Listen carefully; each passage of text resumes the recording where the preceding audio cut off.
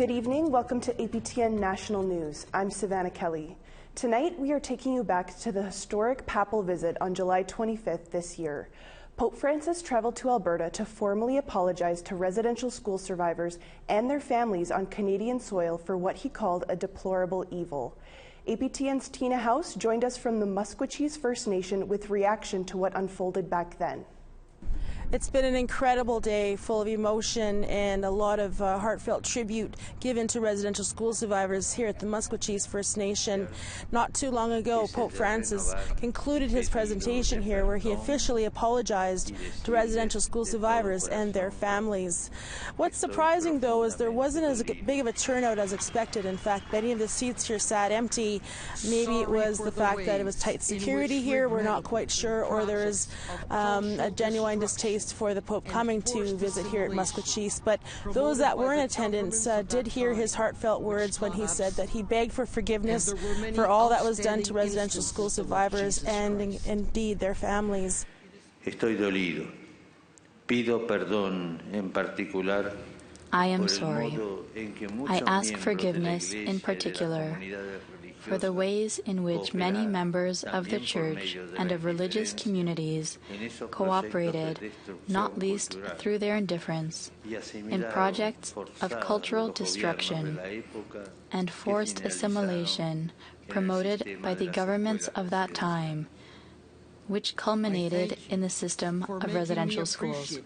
We heard from leaders. I think what was the most touching part here today was seeing the grand entry with the chiefs and the dancers and the Eagle staff. And in fact, Pope Francis was offered a bonnet by Grand Chief Willie Littlechild. And that was a very interesting moment because we never expected to see that ever happen. So next stop today is the Sacred Heart Church in Edmonton, where the Pope is expected to address parishioners and more survivors in the city. Tomorrow morning is the Commonwealth Stadium, where he's expected to give a Mass, and then Lake St. Anne tomorrow evening. And we'll be there every step of the way, providing you more stories. Back to you in studio. The next day, Pope Francis delivered Mass to tens of thousands of followers at Edmonton's Commonwealth Stadium. Tina House was there. We're now on day 2 of the tour of Pope Francis here in Edmonton, Alberta, and we're currently at the Commonwealth Stadium, as currently there's a Mass going on here to close to 65,000 people. There's a lot of orange shirts in the crowd representing Every Child Matters. We had a chance to sit down and talk with a couple of survivors from across Canada that traveled here to see the Pope. It's nice to be here to see the Pope. Yeah, I'm glad to be here. In a way, they say it's about forgiving, Forgiving and learn from the past and moving forward and basically live life. I heard he was apologize. That's why I came down. I like to see him in person. This is what I wrote to my people. I'm going to read it. After all these years, over 63 years ago, I went to residential school to Inuvik and Chesterfield Inlet, and every time they mention residential school, I would not be myself and get really emotional. I'm very glad that I went to see the Pope. After he spoke, all of my anger went out of my body and ease with myself. Like something went out of my body, and what he said when he apologized. And when I look at him, he's really old, and I feel so sorry for him. I know he's really hurting, and I'm also hurting for residential school. But my ancestors taught me never to hate a person. Soon we'll be boarding a bus heading to Lake St. Anne, as Pope Francis is expected to go there to meet people that have traveled there for the annual pilgrimage. We'll get more for you tomorrow on APTN National News. Back to you. The Musqueam First Nation in Alberta was the site of pilgrimage. Pope Francis begged for forgiveness as residential school survivors looked on. Here's Tina House. The day began with a somber visit to the cemetery at the Musqueam First Nation by Pope Francis. While there, He says he had some time to reflect on what took place at the former residential school that once stood here, and offered a silent prayer for those that never made it home.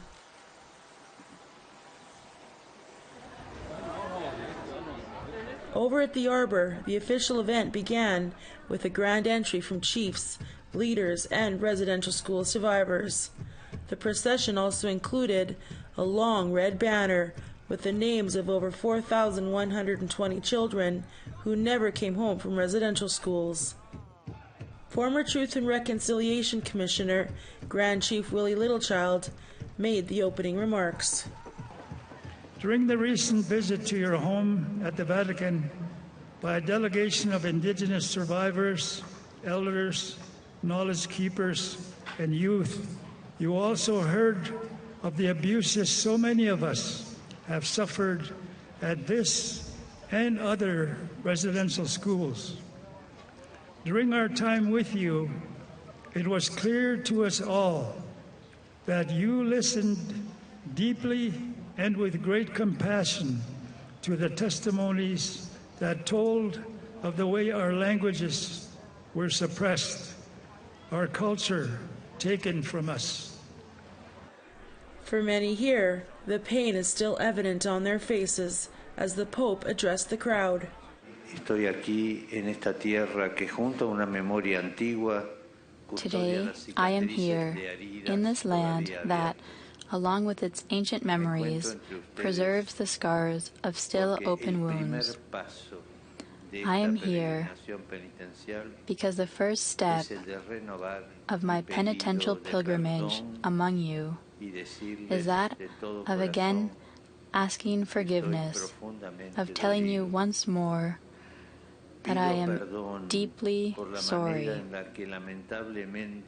Sorry for the ways in which, regrettably, many Christians supported the colonizing mentality of the powers that oppressed the Indigenous peoples. Ron Beardy from the Garden Hill First Nations in Manitoba was very emotional after hearing him speak. As a residential school survivor myself, and I've carried that for a long time, and it's very hard. I got emotional, especially when I thought about the little ones that never made it home, that had their unmarked graves. Those little babies and little boys that did not return to their mummies and daddies. But for National Chief of the AFN, Roseanne Archibald, she says more work needs to be done. He didn't address the doctrine of discovery. We've been asking for the revoking of the doctrine of discovery since the beginning of this journey, and he didn't address it at all. But for Eileen Clearsky, she says that the horrific legacy of residential school has affected generations of her family, and this visit by the Pope is a new beginning in her healing. The legacy of residential school has had a huge impact on our families, and we're suffering, and we need to heal through that process now with the Pope acknowledging. And now I was so happy that he actually apologized and is looking forward to the future for all First Nations people and children. Tina House, APTN National News, Musqueam First Nation. For some survivors, blending Indigenous and Christian spirituality has been crucial in their healing journey. Charlotte Morit-Jacobs captured that part of the Pope's visit. Thousands of Indigenous believers are participating in the pilgrimage in Lac St. Anne in central Alberta. They're awaiting the arrival of Pope Francis. Right on. These survivors say blending Indigenous and Christian spirituality has been crucial in their healing journey. When we went to Brazil to see the Pope, I feel that the Spirit of Jesus, because when I Sundance, it brings us to one. It's also a day of support. The first thing I did when I came in here was to smudge all parts of me and put some sage in my shoes just to be protected and to give me strength and to guide me. Known as Lac St. Anne by the Métis, God's Lake by the Alexis Nakota Sioux Nation, and Spirit Lake by the Cree, for generations, pilgrims come to wade in the healing waters. For Alberta Métis Nation President Audrey Poitras, she welcomes Pope Francis. I sat on a committee to talk about where he should come and what, and we did push it because we said this is one of the places that is very important and spiritual to all people. And, you know, on regular Lac Sainte Anne pilgrimage, we get 25,000 people here. It's a powerful song where it says, Creator, help me. My heart, I have a pain in my heart. And that's a prayer that we're going to do. And we all need healing. Many here say it's been an emotional week, processing the Pope's apology delivered in Musqueam. Yesterday, that act, of Chief Wilton Littlechild placing that headdress on the Pope is showing that we are equals, that we are partners. And when we get to the deconstruction of the doctrine of discovery and removal of the papal bulls, this is the start, this is the relationship, and it's going to take time. In the shrine, Pope Francis wore a Métis sash to the sound of cheers from the crowd. There may be some that will not accept the apology, but we do, because we were victims of the residential school. It's important that the Pope is here. He's made a commitment to the people, to the Indigenous people of Canada, and he's fulfilling his commitment. And I'm glad that we're here to see him and be with him today. The pilgrimage to Lac Sainte Anne is the final stop for the Alberta portion of the papal visit in Canada. Charlotte Moore-Jacobs, APTN National News, Lac Sainte Anne. The National Indian Residential School Crisis Line is available for survivors and others who might need support. That number is 1-866-925-4419. Coming up, we continue to look back at the Pope's tour and stops in Quebec City and Iqaluit. Stay tuned.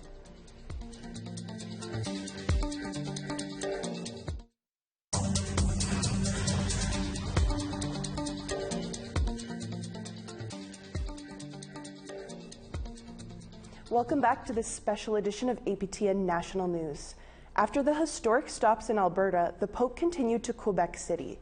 That's where our reporter Lindsay Richardson caught up with the papal tour. She brought us this on July 28th. It was the last formal engagement of the Pope's visit to Quebec, a meeting with residential school survivors and supporters. Though not technically a closed-door meeting, some say the door was shut in their face. Michelle Shenandoah presented the Pope with this cradle board as part of a delegation that went to Rome last spring. They told me at that time that the Pope wished to see this cradle board when he came to Canada.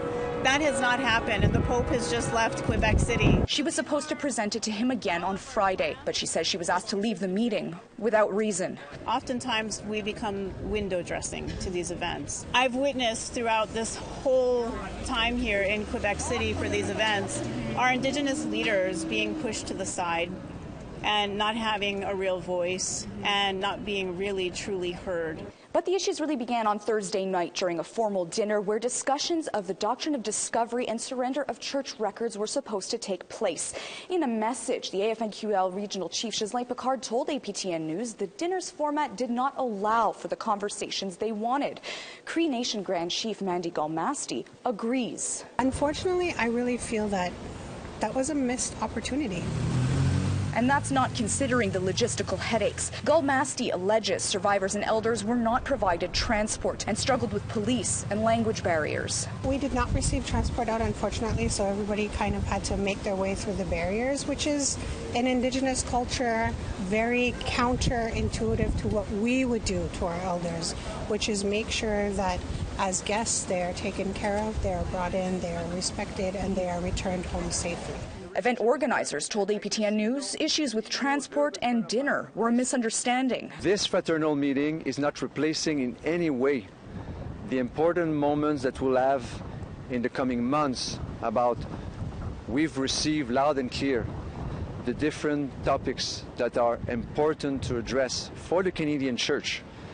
And the plenary assembly in September, where all the bishops will be gathered, will be an important moment. The delegates who came to Quebec City will be waiting. I still haven't heard any statements from the bishops yet. So that's what I'm looking for. That's the key place where actions can be fulfilled. It's through working with them. Lindsay Richardson, APTN National News, Quebec City. There was one more stop on the Pope's Canadian tour, Iqaluit. The Nunavut capital, home to over 7,000 people, met with the pontiff on July 28th this past year. Our Kent Driscoll met up with a Nunavut residential school survivor who met with the Pope.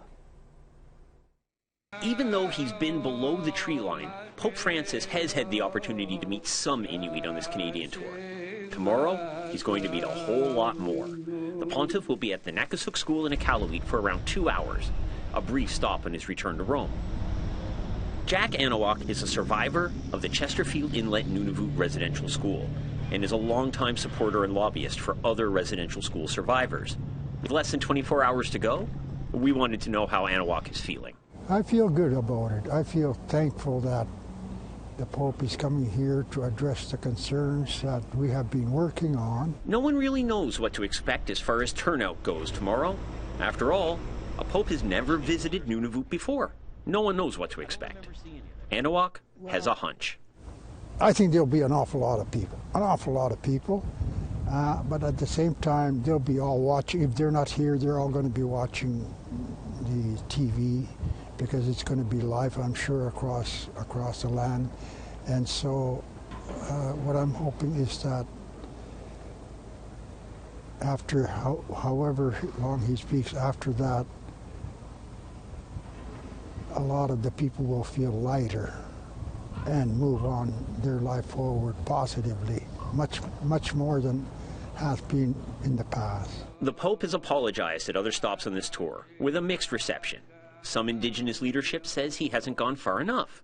Anawak is keeping his expectations manageable. And what I want to hear is a heartfelt apology, an apology from the heart, and at the same time hoping that whether it's the Catholic Church or the government will make sure arrangements are made for more healing funds to be dispersed amongst across the land, really. Well, this parking lot will be a lot more crowded tomorrow when Pope Francis takes the stage that you see behind me.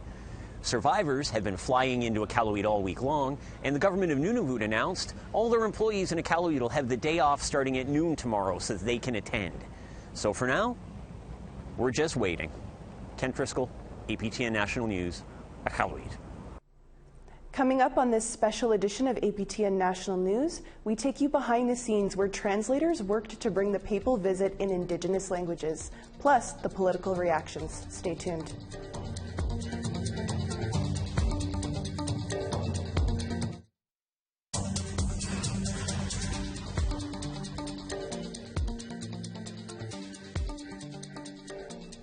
Welcome back. Many people were working behind the scenes on Pope Francis's trip to Canada. That included about 20 Indigenous translators who worked out of the nation's capital, translating the Pope's visit for broadcast into Cree, Dene, and Mohawk, among others. APTN's Fraser Needham sat down with one of those interpreters for this story. ¿Qué estoy dando de mí? Muchas veces la vida.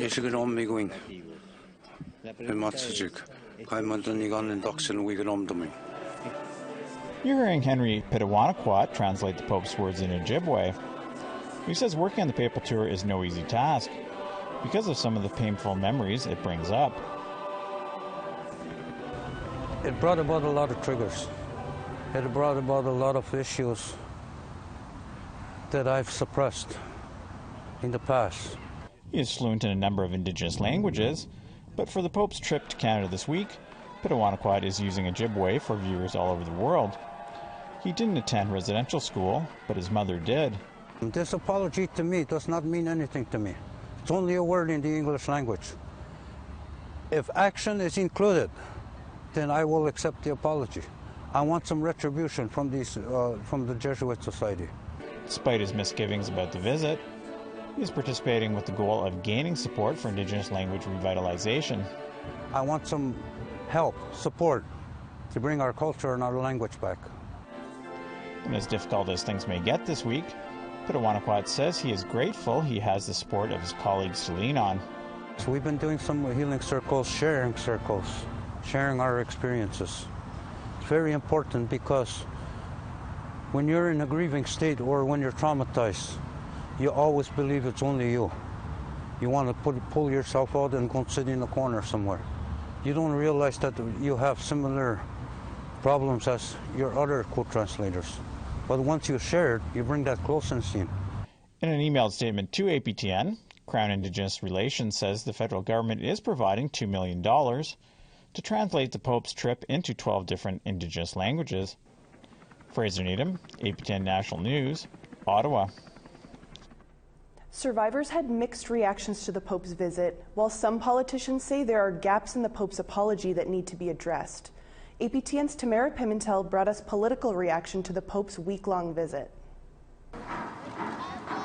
It isn't up to the Government of Canada to accept or refuse Pope Francis's apology to Indigenous people. In two areas. But Minister of Crown Indigenous Relations Mark Miller says the visit doesn't fulfill the TRC's calls to action. The role the Church played and its doctrines, particularly the doctrine of discovery, played in paving the way to the establishments of residential schools, ripping children away from their languages, forced conversion to Christianity. The institution's role in that. There is a gap insofar as there is a need for the acknowledgement that the Church and its doctrines. The lack of mention of the doctrine of discovery is echoed by former Manitoba Senator Murray Sinclair. In a written statement, Sinclair recognizes the importance of the apology, but states, while an apology has been made, that same doctrine is in place.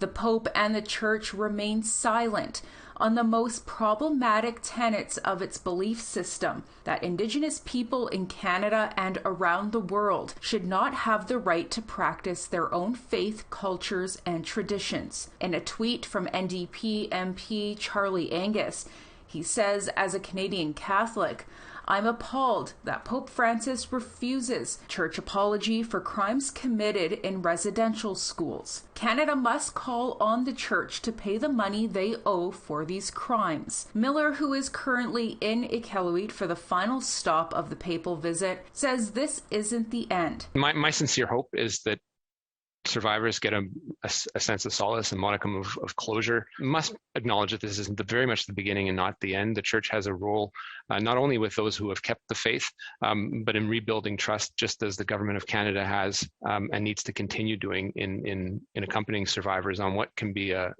retriggering and very much incomplete journey up to now. Tamara Pimentel, APTN National News, Winnipeg. Thanks so much for joining us on this special edition of APTN National News, looking back at the papal visit. For news anytime, visit our website at aptnnews.ca. I'm Savannah Kelly. Take care and have a great night.